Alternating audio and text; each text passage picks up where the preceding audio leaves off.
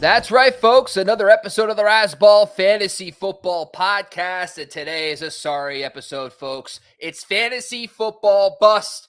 Today, we're going to recap some of the biggest busts at the wide receiver position. Keys that we could have looked at in August to potentially avoid these guys. And if they could bounce back in 2024, like what happened to Cooper Kupp. All this more on the Razzball Fantasy Football Podcast, starting right now.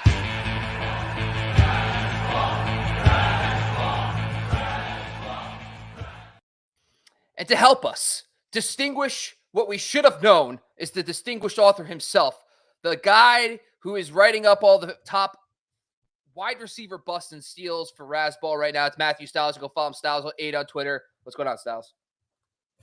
Good evening, Mr. LaMarco. I was just sending out the text. I want to hear from the folks that follow us. I want to know who ruined their season. I know that we're going to get to your favorite ruined my season guy on this list. I can't wait. I want to see the face match your shirt, and I know that it's going to come when we get to number 2 on the list. So that for me has allowed me to carve out some time on a Thursday, and absolutely, I'm 100% behind watching you go on tilt this evening. And this is going to be great.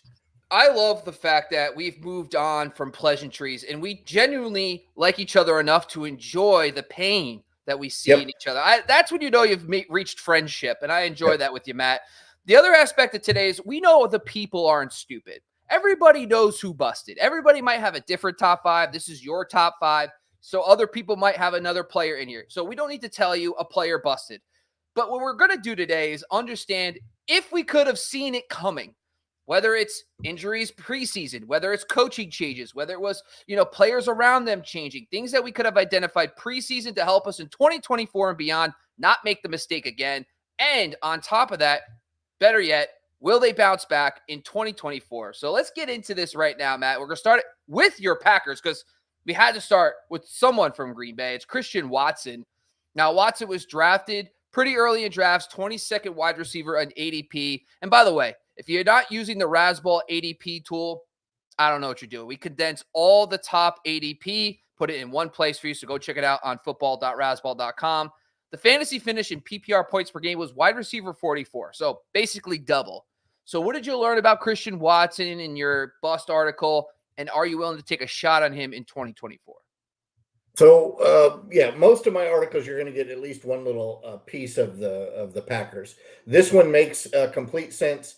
I faded Watson during the draft because he had jumped up ADP list because of a 3-game stretch. What did he do in the 3-game stretch in 2022? He had 7 touchdowns, right? He lit the fantasy world on fire. He was winning games single-handedly for folks. The problem is that he can't stay healthy, and he's got this hamstring issue, and he's got some other dents and dings, but he's now headed into, in 24, he's going to, I can't remember the university. He's going to one of these big universities that has a specialist. He and one of the defensive players for the Packers, they're going to go get checked out, and they're going to see what the process is.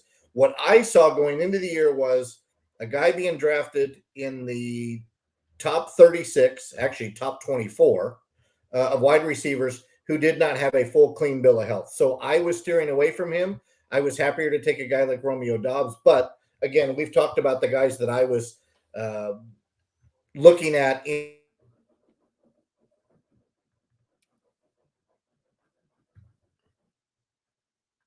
Did you lose me? Did I lose you? I don't know. I'm sure. You got me. I'm still here. You're here. Still here. All right. Sorry. I'm sure whatever you said was beautiful. Guys, but yeah, for me, it was Mike Evans. It was Nico Collins, Puka at the end. And you can sprinkle in some Tyler Lockett, players that were healthy coming into the year, and I think were safer bets. So I was fading Watson. He came to prove me right. I'm not happy with it because the Packers, I would prefer win all the games and get all the prizes. But the lesson learned here is if a guy is injury prone and or injured going into the season, you probably don't want to take him in the top 24 at that position. So the biggest thing that high, right? Later, fine, but not in the top 24 for sure. the biggest thing with Watson was the Jordan Love thing. Like you can't even look at Watson's stats from last year and think like we didn't know what Jordan Love was even going to be. So there's just that baked in already. Now listen, Jordan Love exceeded expectations. It was not a Jordan Love issue. It was more like he can't stay healthy. But I think another big thing that happened to Christian Watson was so many young guys on the team emerged. Like Jaden Reed, Romeo Dobbs didn't go anywhere. Then Luke Musgrave was a solid player. Then when Musgrave went out, Tucker Kraft was good. And then even Dontavian Wicks has proven to be solid. And what it's come to be is that, like, even in the playoffs, like Christian Watson, they didn't need to give him an every down role. He didn't even play. He played about 50% of snaps in the 2 playoff games because they have so many other guys they rely on. And then when you look at the type of player he is, it reflects in his numbers. So in just getting 12 PPR points per game, which is basically wide receiver 3 or better numbers. He only did that in 2 of 9 games this season that he played. So, and then he was only over 10 fantasy points in PPR in 44% of his games. That's why that would have ranked 47th. So like he's a wide receiver 4. Now, the next question though is like all these guys are young. Everybody's coming back next year. Like, does anybody, I do feel like, and you've said this plenty of times before, if Christian Watson ends up being behind, let's say Reed and Dobbs, and Watson's the 3rd receiver of the 3 being drafted next year, based on what you've said in the past, are you taking Watson over those guys because he's the lowest ADP? I'm not taking him over them, but I might draft him instead of them, right? Back into that round 7, 8, 9, 10 range. If he's still lingering around then, I think it's worth your due diligence to not allow him to sit on the draft board much longer. But I prefer those other players. Now, news could come out that he had an issue. It needs to be fixed. They go in and they fix it. They clean it up, whatever doctors do to make athletes supermen. If they do that and training camp looks great, then sure. He's not in my top 24. Won't be when I produce that top 24. So I'm looking more. He's in the top 48 maybe, and that might be a stretch at this point. Yeah, I had him at 30. And so, I didn't have any Christian Watson this year, but I actually had him 1 spot higher than Mike Evans. So that hurts a little bit, but I didn't get either of those guys. I was taking guys in that range. I would probably be taking like Christian Kirk types, but yeah, still, I do think that's going to be interesting. I think at some point, though, if you're drafting Christian Watson in like round 10 to 12 and you're getting him in the hundreds, it's all upside at that point. At that point, Watson is, even if he busts, it doesn't matter. You're not going to lose your fantasy season by drafting a guy in the 10th round. Trust me, that's not how this works. So you got to last year, maybe people were too aggressive, but that'll offer a buy low window next season. Let's show down number 4. It's Jerry. And look, and you see what Jamie said. Jamie nailed it. That's the exact, that's the parallel to the Watson draft. Christian Kirk in the 7th over Ridley in the 3rd is the same thing as taking Mike Evans in the 7th over Christian Watson in the 2nd or 3rd. That's a perfect parallel. So thank you, Jamie, for saying it in lesser words than we did. So Jerry Jeudy was one of the guys that I liked heading into this season because of Sean Payton, Russell Wilson. I was like, okay, Russell Wilson has a history with slot guys. You look at guys like Doug Baldwin and Tyler Lockett. You look at Sean Payton and what he did with guys like Marquise Colston and more recently Michael Thomas, and it just didn't work. Obviously Russell Wilson and them, they threw the 5th least amount of times in football, the Denver Broncos did. So that was they just didn't really seem like they ever really trusted Russ. His ADP was 28th. He ended up finishing 60th in PPR points per game. That's no bueno, my friend. So your thoughts on Jerry Jeudy? No Russ. Probably going to be a rookie QB and or a veteran, maybe a Jameis Winston, Teddy Bridgewater type. What's your thoughts on Jerry Jeudy? I think none of us saw what you just said coming. Right, we did not see Russell Wilson and that offense throwing so few passes per game, and part of that is because we were probably honest with ourselves and didn't think Javonte Williams was going to be Javonte Williams in week 1. So we figured they were going to let Russ cook. You traded, what did they pay him? $250 million. Yeah, let the guy throw the football. Denver came out of the gates really slow. They looked terrible. And I think that affected Jeudy through at least the first half of the season. And then from there, what we saw was the relationship between Russell Wilson and Courtland Sutton, and it pretty much summed up Jeudy's season as being a not hit draft season for Jeudy. I would drop him down a little bit in my 24 rankings, but I want to see if there's an offensive coordinator change in Denver. We don't know if that's going to happen, but what I want to see is who's the quarterback. You know, they're moving on from Russ. It's not going to be Stidham. So who's it going to be in Denver, and can we trust that person?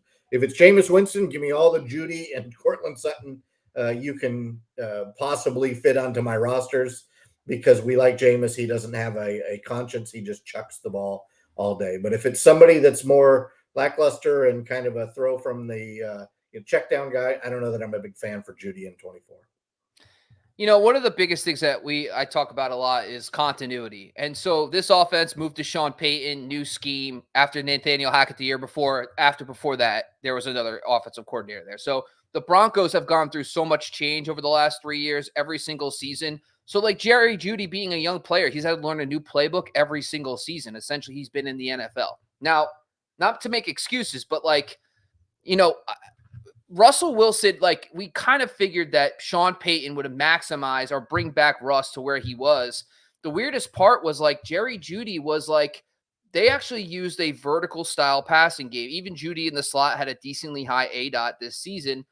And so when you look at the numbers, right? Courtland Sutton and Jerry Jeudy, by the way, fantasy-wise, Courtland Sutton blew him out of the water. Not saying this is close, but here's what the actual stats between the two were. 3 less targets for Jeudy, 5 less receptions, 14 less yards, but where the difference was 8 less touchdowns.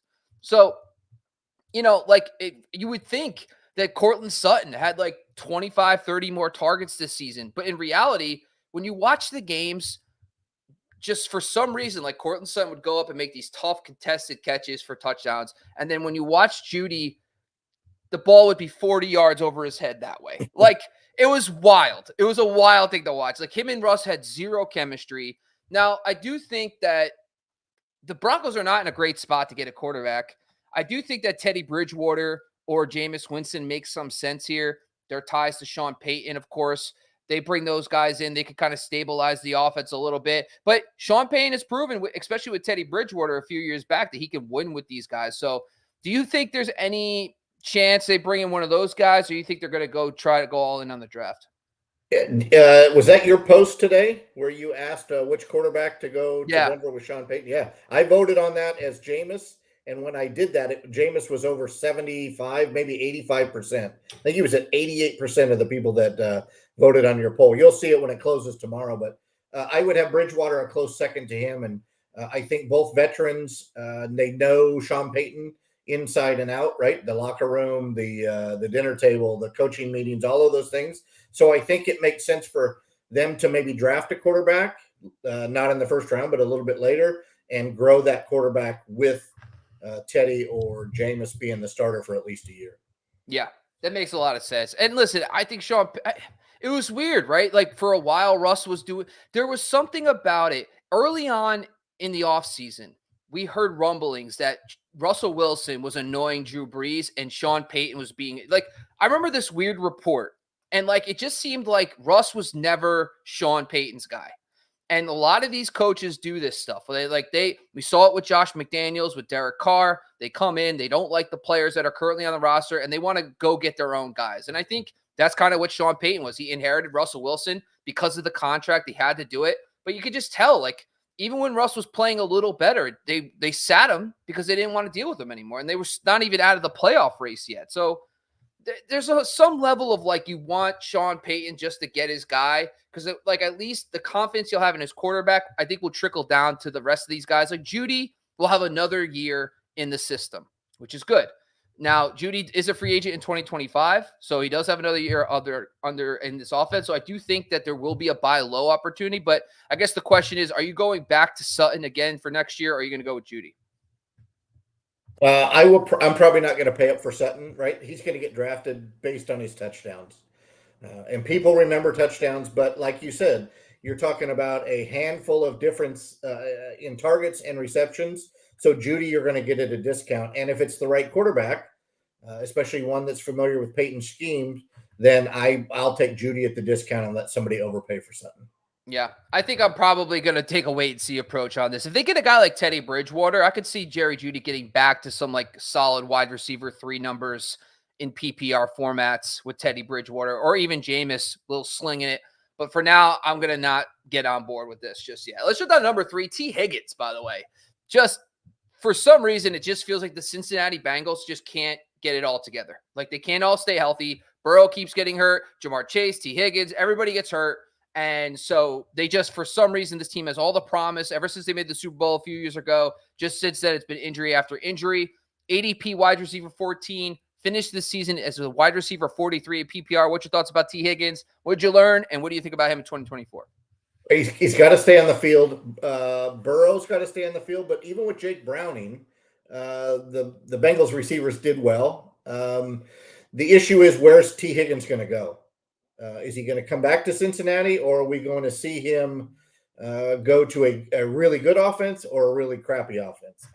If he goes to that offense that's terrible, I'm probably going to steer clear. If he goes to a good offense and he's healthy coming into camp, then sure, I'll pay up a little bit for him. If he stays in Cincinnati, I will draft him, but he's going to be much further down the list than wide receiver 14. And by the way, why is Joe Mixon the only guy that stays healthy for the Bengals? I know we're not talking running backs, but he is just quietly, lazily, boring Joe Mixon. Does the same thing every year, has his catches, has his touch. Never mind. We're not talking running backs. I got off track. My point is that he seems to be the only guy, and he probably takes the biggest beating running through the tackles. So I don't know. For Higgins, I'm not going to pay up to 14. He's going to have to come at a discount. With that discount, I want to see him healthy, but I'd prefer him to stay in Cincinnati, but I think he wants wide receiver 1 money. I don't know that he's earned it, but I think that's probably what he wants. So this is one of those things where there's nothing you got to, I'm not going to learn anything from this one, because Burrow going into the season, same coaching staff. I'm like, that's what I want to see. I want continuity. I want the continuity at quarterback and system. And I'm like, I'll take shots on these guys all day. Now, if you look at the games, by the way, T. Higgins missed a couple games himself. Joe Burrow missed a few games. He only played 5 games where he played over 50 or 2/3 of the snaps with Joe Burrow. In those games, he was about 12.8 points per game, which is PPR points per game, which is a little better. But in the 9 games this season where he played 2/3 of the snaps, he averaged 14.1 PPR points per game, would have been wide receiver 22. So not a bust. He would have been, instead of being wide receiver 14, he'd been wide receiver 22. Still not what we think that it's. And I think another aspect of this whole thing that we always forget, it's very difficult for 2 wide receivers on the same team to finish in the top 12. And so when you're drafting T. Higgins at that 12 to 15 range, you're probably going to be drafting him close to his ceiling because of the fact Jamar Chase is the one. So those are the kind of things we have to look at, because if you historically, it's very, very tough to do. So maybe T. Higgins is just a solid wide receiver 2. 18 to 24 is probably where we should have him ranked, because that's where he kind of was when he was healthy this season, even with Jamar Chase on the field. Now, I'm going to probably, based on where he falls, if he does fall, if he goes back to the top 15, I'll probably not be in on him. But if he gets to 20 range, 18 to 20, I'll be buying T. Higgins stock next year if he's back in Cincinnati. Now, I think Brian Callahan leaving, going to the Titans could be interesting. Maybe the Titans go after T. Higgins because Treylon Burks is still a question mark. DeAndre Hopkins is getting a little older, so maybe they want to invest in a wide receiver 1 for Will Levis. So we'll see about T. Higgins. Any final thoughts about T. Higgins before we move on? One question. Would you rather see him in Tennessee, Atlanta, or Chicago? Tennessee with Will Levis. And why is that? Callahan, because the Callahan thing is key. He'll know the offense better than anybody else on the team. So he'll hit the ground running if he's there. But also Will Levis has shown that he's a high ADOT. He'll take shots down the field, and that's where T. Higgins thrives. He likes to get vertical. He can win contested catches down the field. Now, Chicago, it depends. If it's Justin Fields, we don't even know. I would say he is an interesting fit in the new offense with Shane Waldron. Now, Shane Waldron with the Seattle Seahawks, both DK Metcalf and Tyler Lockett, they thrived in ADOT. They thrived down the field. And you got DJ Moore there, and so that offense has been conducive for 2 alpha 1s to play very well for fantasy. So if he does go to Chicago, I wouldn't mind that either. I could see them probably going the Caleb Williams route, and then maybe they go out and get another elite one like T. Higgins. I think T. Higgins, DJ Moore would be fine. The Falcons just don't have a quarterback. And we don't even know who the OC is going to be yet. It's Zach Robinson's the leading candidate for the Rams right now, because Raheem Morris just got the job earlier today. And we've seen for years the Rams have thrived with 11 personnel under Sean McVay. So at least they'll probably lean more that direction instead of the Arthur Smith offense, which is a fucking pain in the ass. But at the same time, who the quarterback is huge. Like, I don't know if they, I think they're a dark horse team for a guy like Baker, especially because they, both Raheem Morris and Zach Robinson had him in Los Angeles and saw him play a little better. So maybe they could steal them away from a division rival.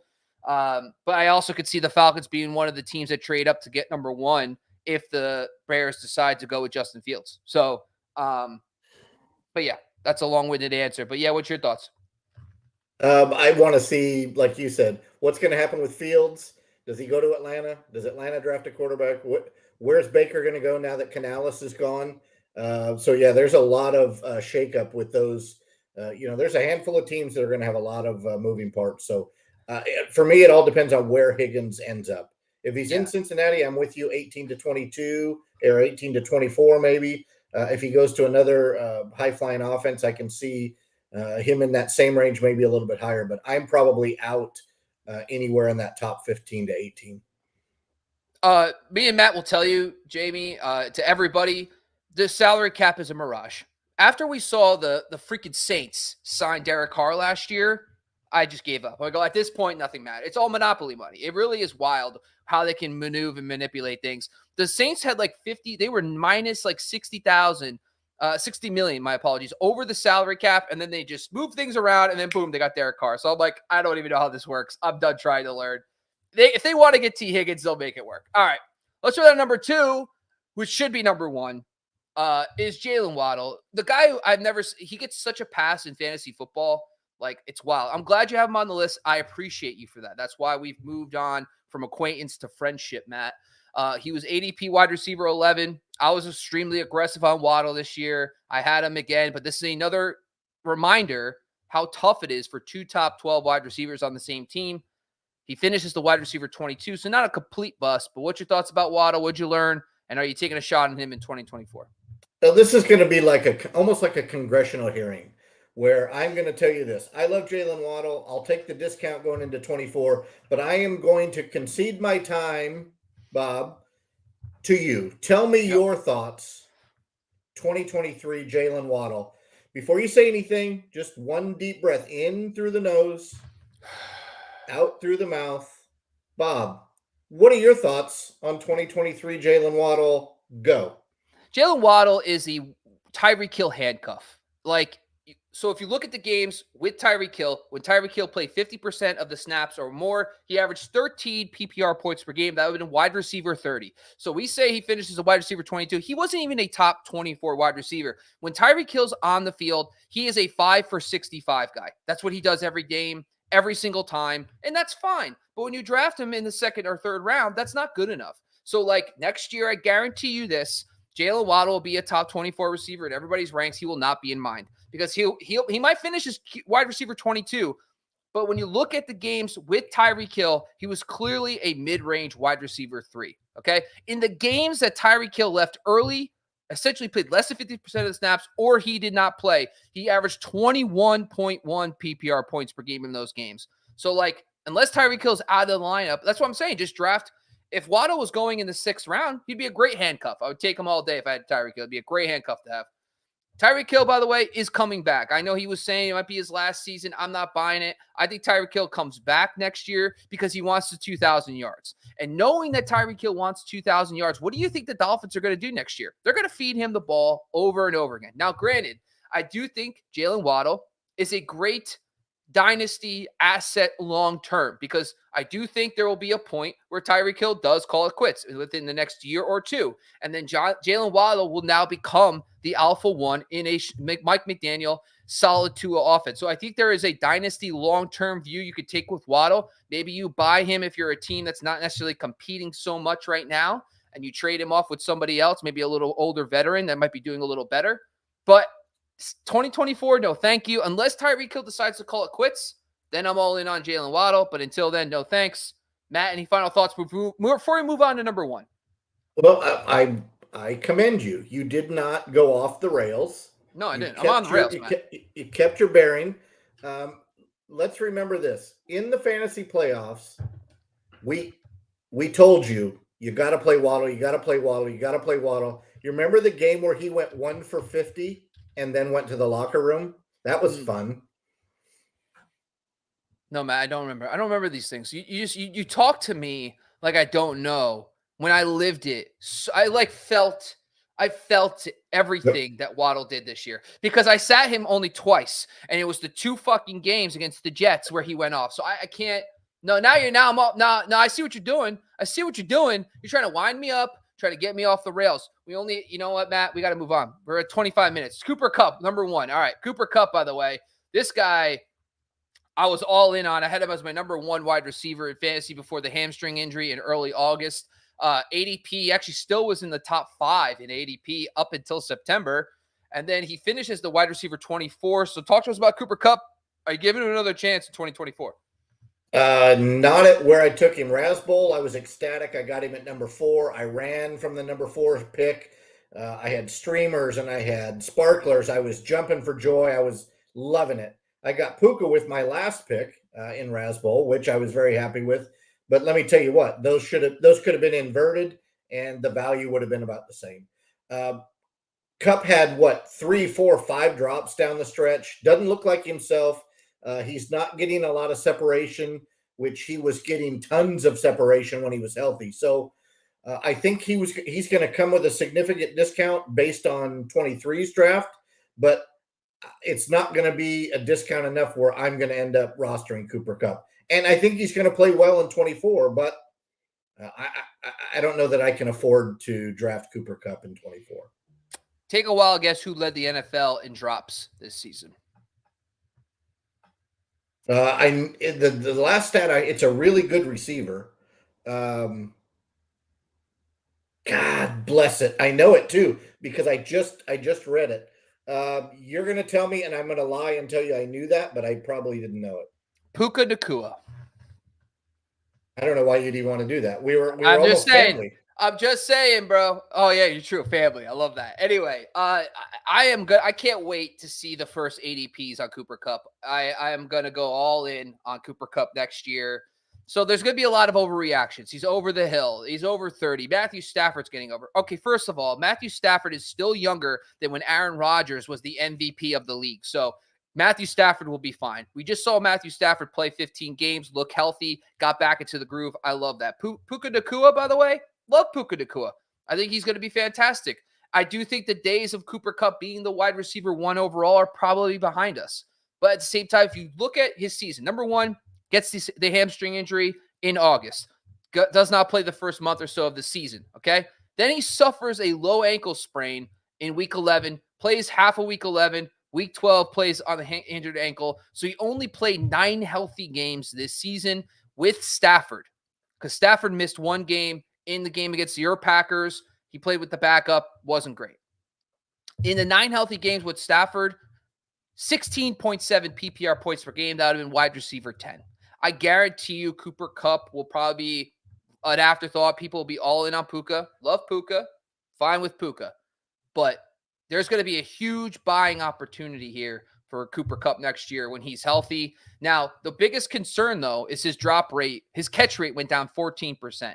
So you're right. Maybe it wasn't drops per se, but he just didn't have the same connection with Matthew Stafford this season. I'll be interested to see if that's more due to injury, but he's a guy I'll be watching closely all offseason long. But I'm excited. I'll probably be buying Cooper Kupp. All right, that's all we got today, folks. Those are the biggest wide receiver busts. Make sure you subscribe to the Razzball Fantasy YouTube channel and leave a comment on who you think is the biggest bust at wide receiver in 2023. So, Matt, before we close out the show, tell the people what you got upcoming at Razzball and where they can find your content.